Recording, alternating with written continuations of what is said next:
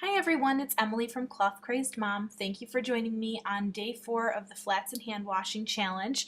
It's time for me to share my wash routine, and as you can see there are no buckets or plungers involved, which was very hard on my back, so I decided to try switching to the kitchen sink, which you can see here.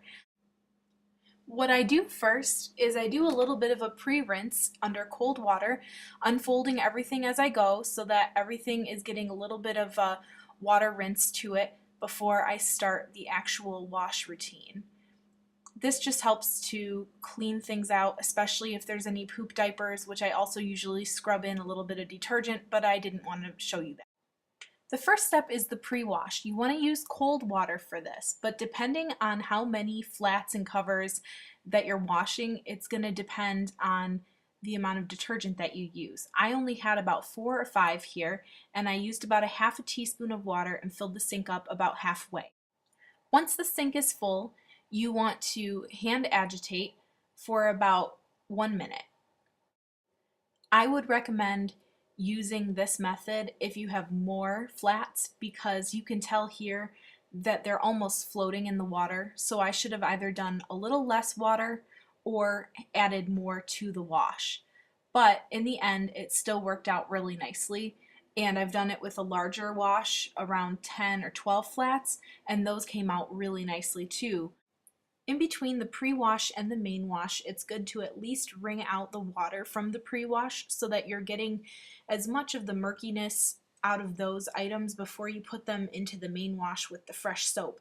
But I also like to do a little bit of a rinse just to help eliminate that as much as possible. The next step is the main wash. You want to use hot water, and then you have to kind of judge how much detergent you want to use. Everyone says to start around a teaspoon of detergent and go from there. So since this was a smaller wash, I did about 3/4 of a teaspoon, I think, and it seemed to work really nicely for this size load. You'll also notice that there is less water than the pre-wash had because you really want these to be able to agitate against each other more than they did before. So there's less floating here. They're rubbing against each other more as I am also hand agitating, which you want to do for about 1.5 minutes, so I counted to 90. After 90 seconds of agitation, you take a break, let it soak for 30 minutes. Abrielle and I enjoyed breakfast together. After your 30-minute break, you go back to agitating for about 90 seconds again. Some people only let the diaper soak for about 10 or 15 minutes, and really that was fine when I did it that way as well, but 30 minutes gives it a good long time to soak so that you know that things are getting clean. After that, you drain it and you do another faucet rinse if you want, which cuts back on the amount of sink hand agitated rinses you'll have to do later. You're almost done! Fill the sink up as much as you'd like with cold water and hand agitate for 60 seconds for a good nice rinse. Typically that's enough of a rinse for me, but I like to run things under the faucet one more time just to really make sure everything is rinsed out. You definitely don't want things feeling slimy. Set the baby on a blanket. Yeah, and you get to line drying.